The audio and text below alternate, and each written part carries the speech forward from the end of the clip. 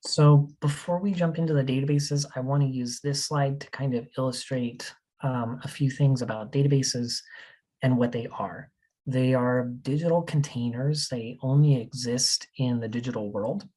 And you can kind of see here that databases hold peer-reviewed journals, and they hold a lot of peer-reviewed journals, sometimes hundreds.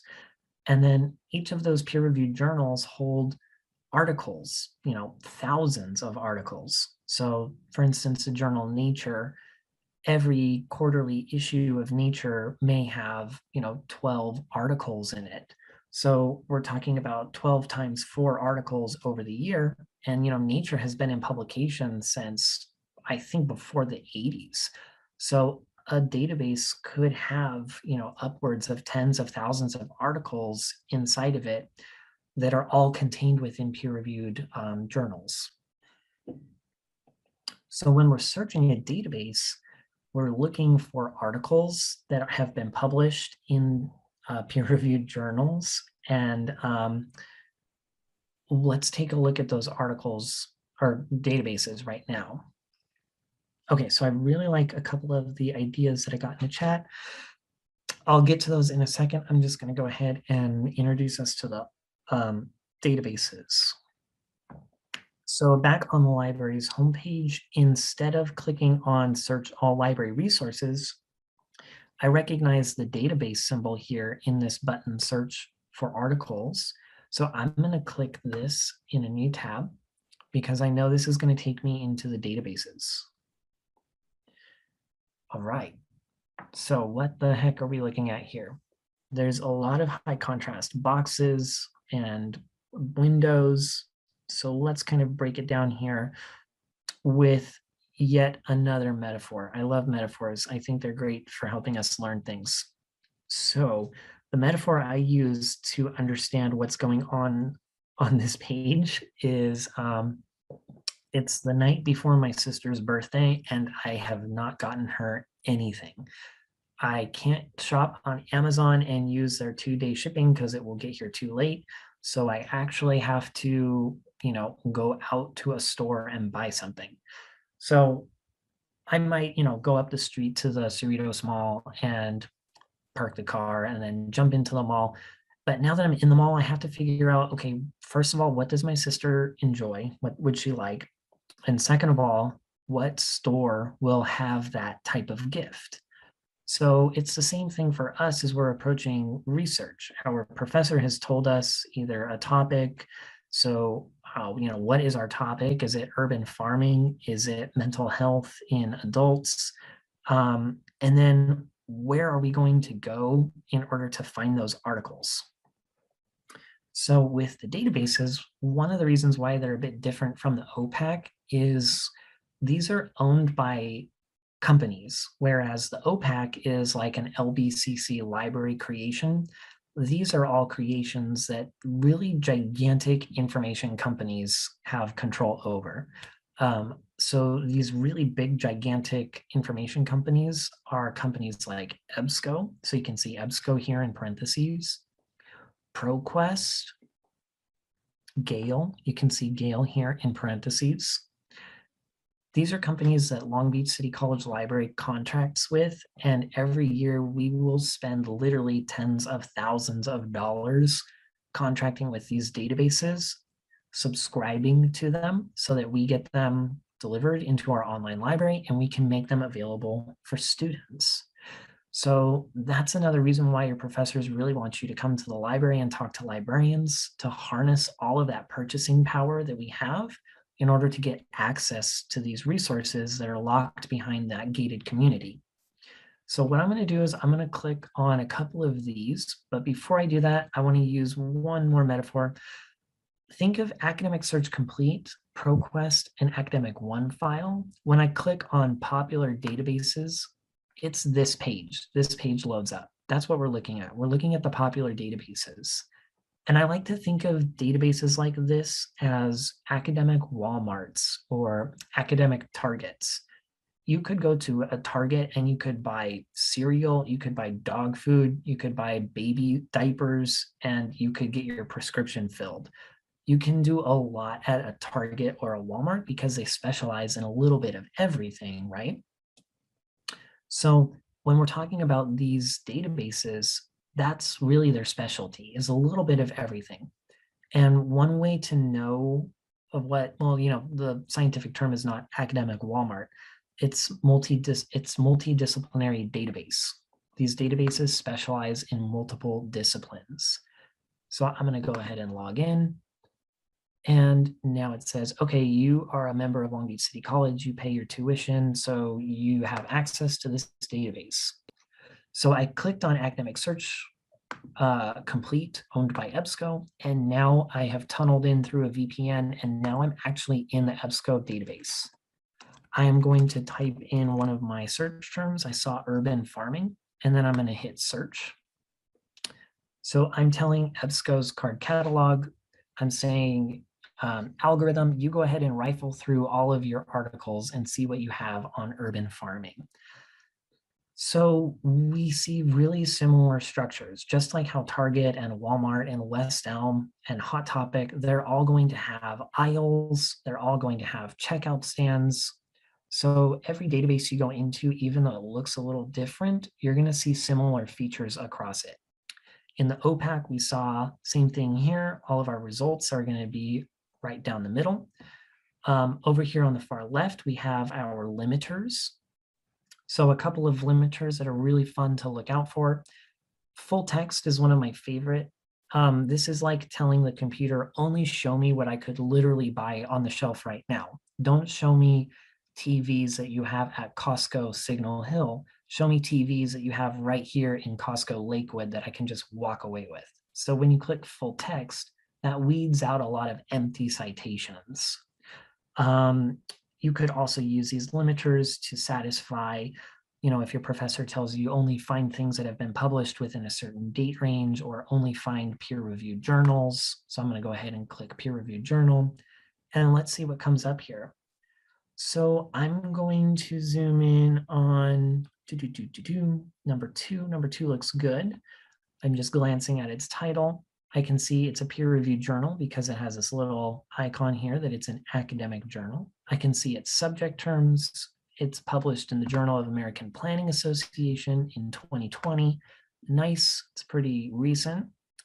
And like I said, I could always just click right into the article here, but I'm going to click into the title so I can see its catalog card information page, and I can make a more informed decision by doing things like reading through the subject terms. Remember, I said that these are hyperlinked. So if you clicked on this, it will reorganize your search and show you only articles that have been stamped with that professional hashtag.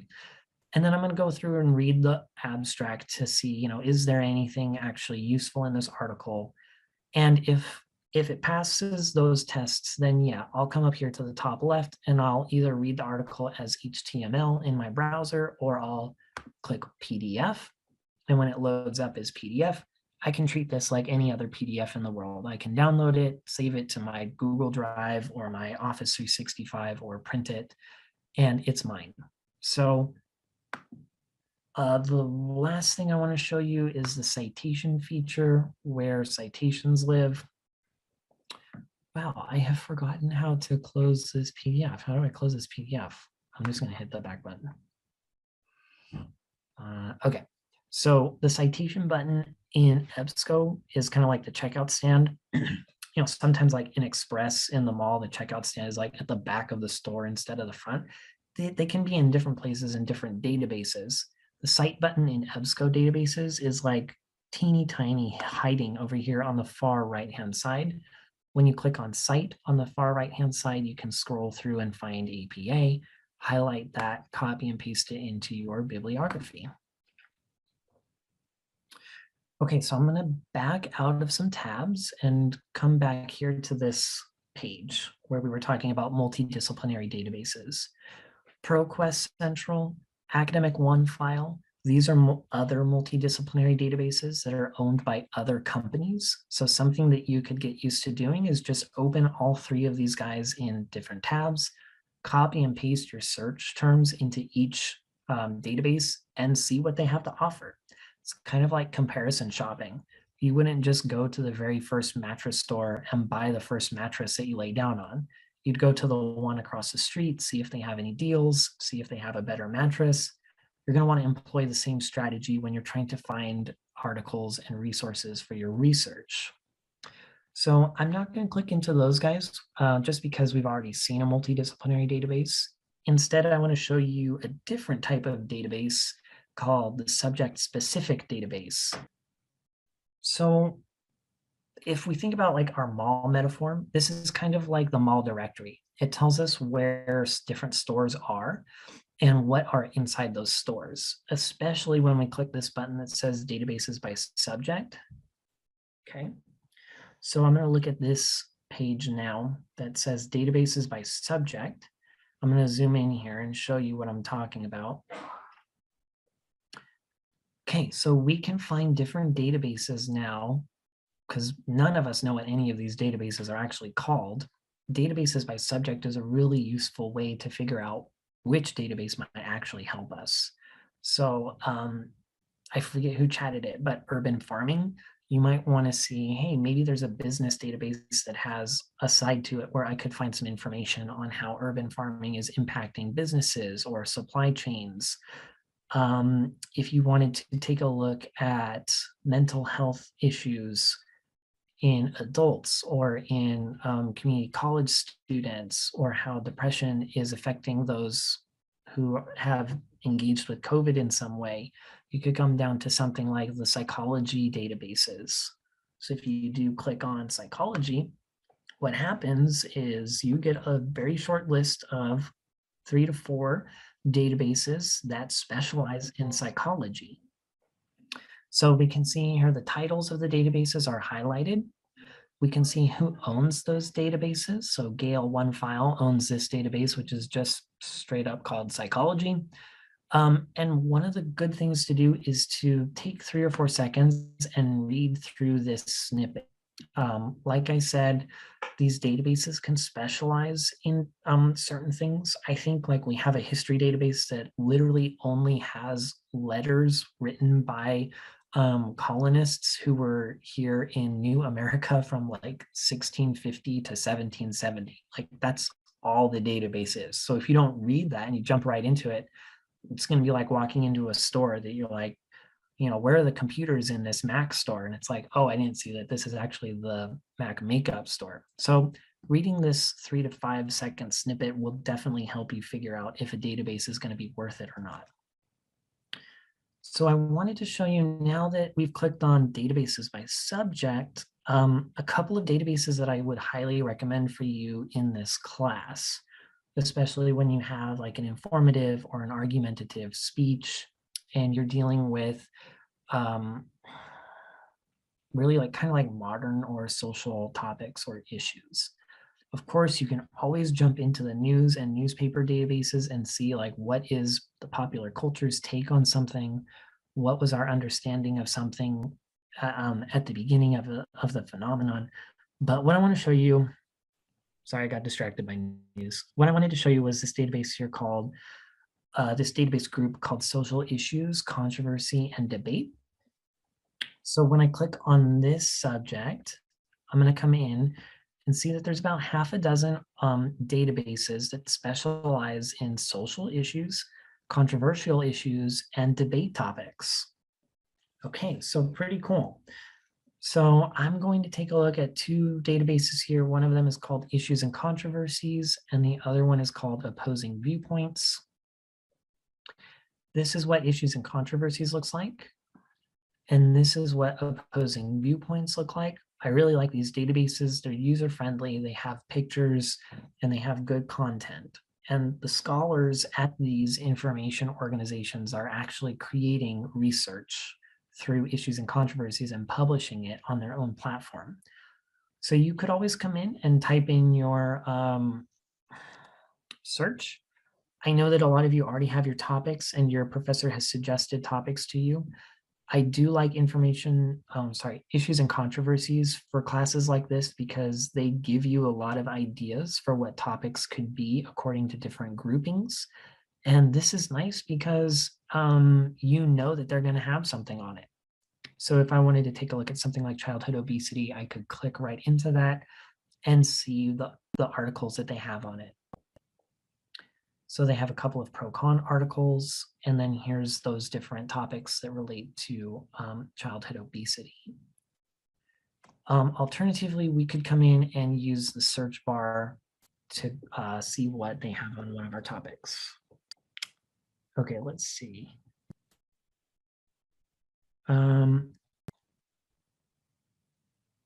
Okay, let me see here.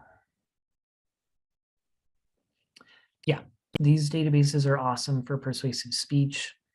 You know, I'm just going to go into something like birth control. I think I saw some stuff related to birthing issues in your topic sheet. So what we do here is I'm not used to clicking on it, so I'm gonna type it in. Okay, I like typing it in. So let's see what's going on here in this database. We don't have any limiters on the left. We have our search results down the right, and it seems like we have some limiters. We just have a little bit right here on the far right. So what I do with issues and controversies is I usually type in my search, and then I come in and I kind of see what types of articles they have. I really like, I'll show you guys this. Encyclopedias are great encyclopedia articles if you find them. They're awesome for laying out the facts at the beginning of your speech. They're awesome for providing high-level, credible overviews of a topic. Those are really good if you need to, you know, introduce your audience to a topic with several definitions to get them all on the same page. We could also come in here, I like issues and controversies by the numbers is data sets. So if you need some data to round out your argument. And chronology is like what happened when. It will usually include landmark legislation attached or landmark events attached to that issue. So I'm going to come in and I'm going to click on birth control. I'm going to click on this pro-con article. And this is about birth control funding. And I'm going to take a look at what the articles look like in issues and controversies. Here's what those articles look like. They're pretty interactive. You can see on the left over here, you're going to have the table of contents, so you can jump right into a certain area. On the left here, we have the supporter and the opponent's arguments in a pretty digestible format where you can kind of get a lay of the land. And right underneath that is the article. So I could just scroll through and read the article. And I like using Control F to just find a specific word within an article. It can kind of take me right into that paragraph. Okay, so in this database, where's our citation tool? If we actually wanted to use this article, how would we cite it and put it in our bibliography?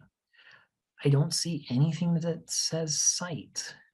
I see this guy here that says page tools. Okay, so if I open that up, oh, here it is. It's buried underneath page tools. So when I click on citation, it opens up this pop-up and I can go ahead and copy and paste this into my bibliography. Okay, so I'm going to back out to the social issues. I'm going to back out to the library's website, and I'm just gonna kind of do a high-level overview. The two big buttons that we looked at kind of reflected our two main research strategies. One of them was to look at the databases. We looked at multidisciplinary databases, which are kind of like those academic Walmarts, where you can find a little bit of everything. And we also looked at subject-specific databases, like databases that specialize in psychology or news or social issues and debate topics. And then what I'll just kind of end on is this idea that you can always reach out to us. It is literally the job of the librarians at LBCC to help you with your research. So if you ever feel like you need assistance, just click chat with a librarian and we will claim the chat and talk to you and send you links and send you smiley face emojis. We are literally on your side. We want to see you succeed. So if you feel like you're getting lost in the research, click on chat and chat with us.